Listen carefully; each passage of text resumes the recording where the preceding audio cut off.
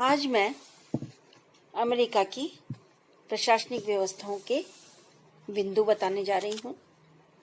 गत व्याख्यान में मैंने अमेरिका की राजनीतिक एवं भौगोलिक स्थिति के बारे में बताया कि किस प्रकार अमेरिका का विशाल भूभाग, विशाल क्षेत्रफल में संघात्मक शासन व्यवस्था लागू है और साथ ही साथ अध्यक्षात्मक शासन प्रणाली के अनुसार वहाँ राजनीतिक व्यवस्था विद्यमान है। इसी संदर्भ में पहला बिंदु है प्रशासन का संवैधानिक एवं कानूनी आधार, अर्थात अमेरिका में लोक प्रशासन का संवैधानिक एवं कानूनी आधार है। प्रशासनिक अभिकरणों के निर्माण, उनके संगठन, कार्यप्रणाली आदि के विषय में अमेरिका के कानून या संविधान द्वारा व्यवस्था की गई है। हालांकि संविधान में प्रशासनिक संगठन के लिए प्रावधान बहुत कम है। संविधान की कमियों की पूर्ति कांग्रेस के अधिनियम कर देते हैं। इस प्रकार कांग्रेस निहित शक्तियों का प्रयोग करते हुए अमेरिका में ऐसे अनेक अधिनियम पारित करती हैं जो प्रशासनिक अभिकरणों की रचना और उनके प्रशासनिक संगठन की व्यवस्था करते हैं। इस प्रकार राष्ट्रपति द्वारा प्रसारित आदेशों में भी प्रशासनिक अभिकरणों के संगठन, कार्यप्रणाली आदि का उल्लेख रहता है। स्पष्ट है कि प्रशासन का एक संवैधानिक और कानूनी आधार है, अर्थात प्रशासन की संरचना का संविधान में भी उल्लेख है और विधायी रूप से जो विधायी शाखा है कांग्रेस के द्वारा भी समय समय पर कानूनी अर्थात अधिनियम के द्वारा प्रशासन के गठन और प्रशासनिक संगठनों की व्यवस्था की जाती है। एक रूपता का अभाव अमेरिका के प्रशासन की एक प्रमुख विशेषता कहें अथवा कमी कहें कि वहाँ एक रूपता का अभाव है। अमेरिकी कांग्रेस प्रशासनिक विभागों में सदैव सशंकित रही है। कांग्रेस ने विभागों को सदा एक संदेह की दृष्टि से देखा है। कांग्रेस ने प्रशासनिक व्यवस्था के प्रति प्रयास सदैव अनेक विभागों में किया है, एकीकृत रूप में नहीं। कांग्रेस केवल उतना सा ही कार्य करके रुक जाती है जितना तत्काल आवश्यक हो। कांग्रेस के सदस्य दलीय राजनीति में उलझे रहते हैं। लोक सेवक स्वयं कौन से राजनीति से पृथक रहते हैं। लोक सेवक स्वयं भी विभागीय, अंतर्विभागीय एवं व्यक्तिगत राजनीति में उलझे रहते हैं। इस प्रकार स्पष्ट है कि अमेरिका में प्रशासन में एक रूपता का अभाव है। स्वरूपगत भिन्नताएं अमेरिकी प्रशासन में स्वरूपगत भिन्नताओं से भी ग्रस्त है। कांग्रेस के राष्ट्रीय स्तर पर लगभग 13 विभाग विद्यमान हैं। इनमें से कुछ विभाग इतने पुराने हैं जितना संयुक्त राज्य अमेरिका। विभागों की प्रकृति एक जैसी नहीं है। लोक सेवकों की संख्या,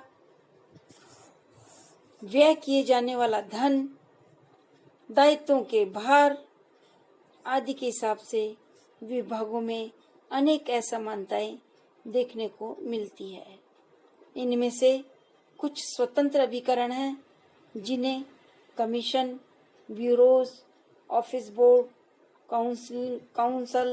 काउंसिलिंग अथॉरिटी, प्रशासन आदि के नामों से जाना जाता है। इनमें से कुछ 50-60 वर्ष पुराने हैं, कुछ का निर्माण थोड़े समय पूर्व ही किया गया है, अर्थात कहने का अभिप्राय यह है कि इसके स्वरूपगत भी कोई एक सेट निश्चित संरचना नहीं है, आवश्यकता के अनुसार गठन किया जा सकता है।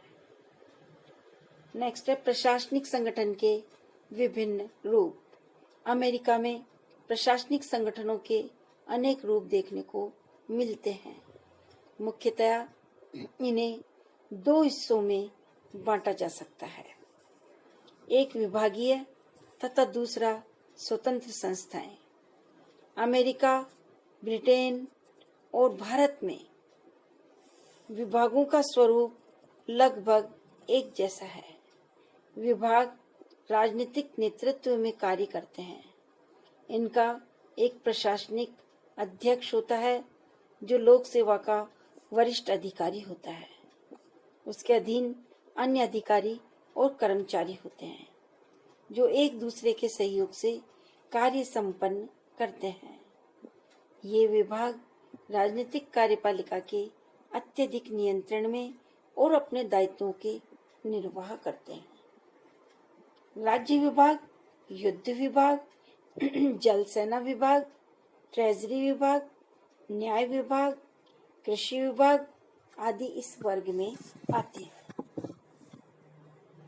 इस प्रकार स्पष्ट है कि राज्य द्वारा आर्थिक, सामाजिक, सांस्कृतिक आदि प्रकृति के कार्यों को अपने हाथ में लेने के फलस्वरूप इनकी स्थापना की गई। इनकी संख्या 1945 तक अमेरिका में लगभग 45 हो चुकी थी। इनके संचालन का दायित्व 3 से 11 व्यक्तियों को सौंपा जाता है, जिनकी नियुक्ति 5 से 7 वर्ष के लिए की जाती है। ये स्वतंत्र नियामकीय निकाय हैं जिनके पास प्रशासनिक दायित्वों के साथ साथ बहुत सा कार्य अर्ध न्यायिक, अर्ध विधायी प्रकृति का भी होता है। इन संगठनों पर शक्ति पृथक्करण का सिद्धांत लागू नहीं होता है। इस प्रकार के अभिकरणों की प्रकृति भी मिश्रित होती है। भारतवासी सार्वजनिक निगम से भली भांति परिचित है।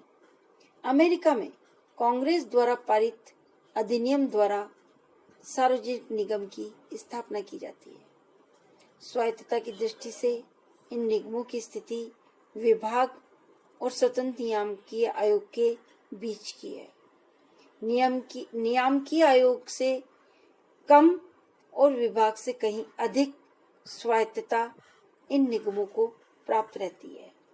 इनकी स्थापना आर्थिक और वाणिज्यिक प्रकृति के कार्यों को संपन्न करने के लिए की जाती है। निगम के प्रबंध के लिए एक संचालक मंडल भी होता है।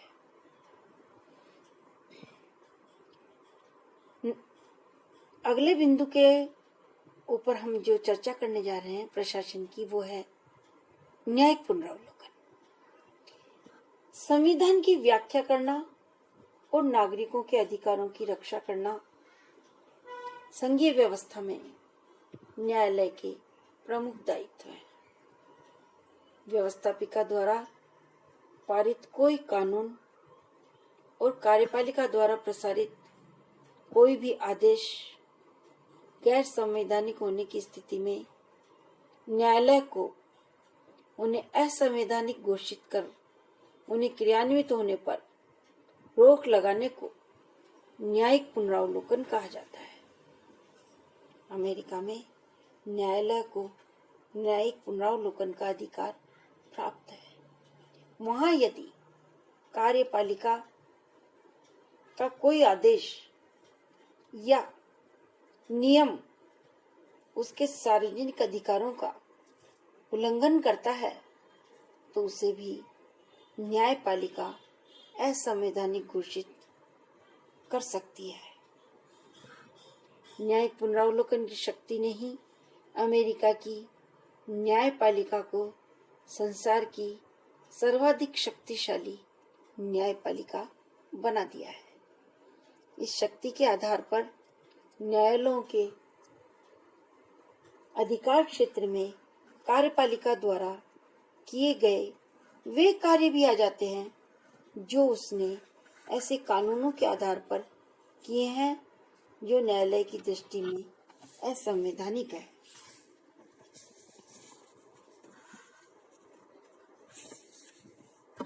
इस प्रकार कार्विन के अनुसार न्यायिक पुनरावलोकन न्यायालयों की वह शक्ति है जो उन्हें अपने सामान्य क्षेत्राधिकार के अंतर्गत आने वाले विधायी कार्यों की संवैधानिकता पर निर्णय देने की शक्ति प्रदान करती है, और यदि वे उन्हें असंवैधानिक पाती हैं तो वे उन्हें लागू करने से इनकार कर सकती हैं। किसी न्यायालय की शक्ति, स्थिति और महत्व इस बात पर निर्भर करते हैं कि उसे न्यायिक पुनरावलोकन की शक्ति प्राप्त है अथवा नहीं, और यदि है तो उसकी सीमा क्या है। न्यायालय इस शक्ति के आधार पर संविधान की सर्वोच्चता की रक्षा कर सकती है, व्यवस्थापिका और कार्यपालिका पर नियंत्रण रख सकती है, उनके अधिकार क्षेत्र की सीमाओं को निश्चित कर सकती है, संवैधानिक निषेधाज्ञाओं को लागू कर सकती है और कार्यपालिका की निरंकुशता और विधायी अत्याचार से नागरिक अधिकारों और स्वतंत्रताओं की रक्षा कर सकती है। इस प्रकार न्यायिक पुनरावलोकन का संवैधानिक आधार है कि अमेरिका में न्यायिक पुनरावलोकन की संवैधानिकता के संबंध में दो विचारधारा है। एक विचारधारा के प्रबल समर्थक भूतपूर्व राष्ट्रपति जैक्सन है। उनके अनुसार न्यायालयों की न्यायिक पुनरावलोकन की शक्ति संविधान में दी ही नहीं है, संविधान द्वारा दी ही नहीं गई है। संविधान तो कार्यपालिका, व्यवस्थापिका और न्यायपालिका के मध्य शक्ति पृथक्करण के सिद्धांत की व्यवस्था करता है। न्यायिक पुनरावलोकन का प्रचलन संविधान निर्माताओं की इच्छाओं का एक तरह से परिणाम है। कार्विन, बियर्ड, मिल्टन, चार्ल्स आदि ने संविधान निर्माताओं और विचारकों का वर्ग इस मत का है कि प्रचलित न्यायिक पुनरावलोकन की शक्ति अमेरिका की संवैधानिक धाराओं में अंतर्निहित है। वस्तुतः अमेरिका में प्रत्येक न्यायाधीश का यह अधिकार ही नहीं बल्कि कर्तव्य भी है कि उस विधि या नियम को अवैध समझे जो संविधान की धाराओं के विपरीत है। अगर अमेरिका के संविधान का गहनता से अध्ययन किया जाए तो यह स्पष्ट होता है कि संविधान स्पष्टतः न्यायिक पुनरावलोकन की शक्ति संविधान का अभिन्न अंग बन गई है। संविधान के अनुच्छेद 3 खंड 1 और 2 तथा अनुच्छेद 6 खंड 2 विभिन्न मामलों में अप्रत्यक्ष रूप से न्यायालय को पुनरावलोकन की शक्ति प्रदान करते हैं। यह उल्लेख है कि संविधान की इन्हीं धाराओं ने अमेरिका में न्यायालयों को संविधान का संरक्षक, अभिभावक और अंतिम व्याख्याकर्ता का नाम दिया है। इस प्रकार न्यायिक पुनरावलोकन अमेरिकी प्रशासन का एक अभिन्न अंग बन गया है, अर्थात न्यायिक पुनरावलोकन के माध्यम से न्यायालय समस्त वैधानिक क्रियान्वित कानूनों की पुनरीक्षा कर सकता है। न्यायिक पुनरावलोकन के संदर्भ में दो बातें स्पष्ट है कि पहली, सर्वोच्च न्यायालय अपनी ही पहल पर किसी कानून की वैधानिकता और असंवैधानिकता पर विचार नहीं कर सकता। यह कार्य सर्वोच्च न्यायालय तभी कर सकता है जब कोई व्यक्ति या व्यक्ति समूह